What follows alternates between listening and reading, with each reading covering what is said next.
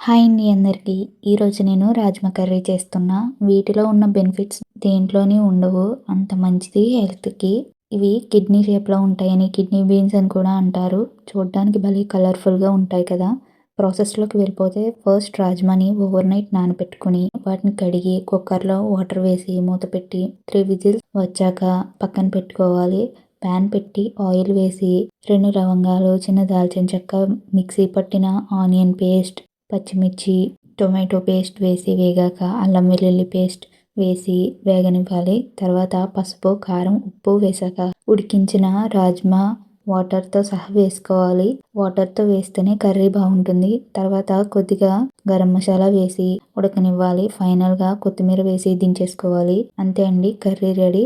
నేనైతే వీటిని గుగ్గిళ్ళు అనేదాన్ని చిన్నప్పుడు. మీరేమని పిలిచేవారో కమెంట్ చేసేయండి. వీడియో నచ్చితే please like, share and subscribe my channel.